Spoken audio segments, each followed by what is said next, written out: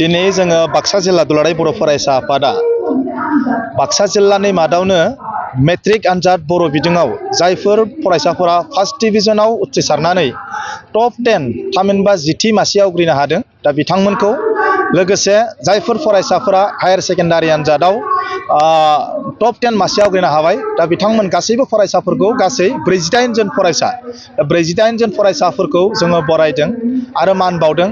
आङो जोबोद गोजोननाय मोनदों जे बाक्सा जिल्लानि बेन्दोङाव गासै 2370 गासै फरायसाफोरा बर' बिजोंजों मेट्रिक आनजाद लिरदोंमोन, जेराव गासै 773 फरायसाफोरा उथ्रिसारनो हादों।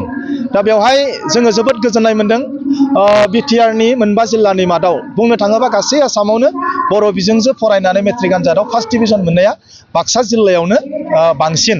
बे खौरांखौ आङो मोननानै जोबोद गोजोननाय मोनदों। लोगोसे हायार सेकेन्डारि आनजादावबो जोङो मोजां रिजाल्ट खालामदों होननानै जोङो बुंनो नांगोन, खारन जों मिथिदों अल आसामाव बाक्सा जिल्लायाव हायार सेकेन्डारि आनजादाव प्रथम पजिशन फार्स्ट पजिशनखौ मोननो हादों आरो साइन्सआवबो गाज्रि जायाखै, कमार्सआवबो गाज्रि जायाखै।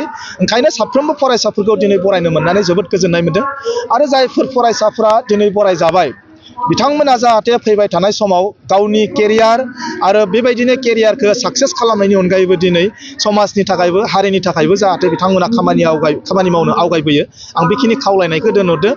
नाथाय दुखुनांथाव मोनसे बाथ्राया बेसो, बे मेट्रिक आनजादनि रिजाल्ट होनायाथ' जोब्बाय, हायार सेकेन्डारिनियाथ' जोब्बाय।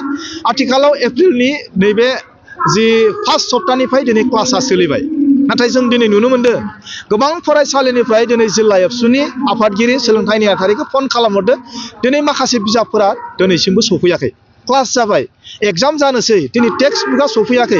ओंखायनो आङो सरकारखौ खावलायनो नागिरदों बाक्सा जिल्ला दुलाराय बर' फरायसा आफादनि जानानै थाबैनो जाहाथे जोंनि टेक्स्ट बुकखौ जाहाथे दैथायहरो आरो बिथांमोना जाहाथे क्लास लानायाव मोजां जायो। मानोना सम मथे जुदि फरा बिजाबखौ जुदि मोनाब्ला फरायसाफोरा जथेस्थ' दिनै उन जानानै थानो गोनां जागोन।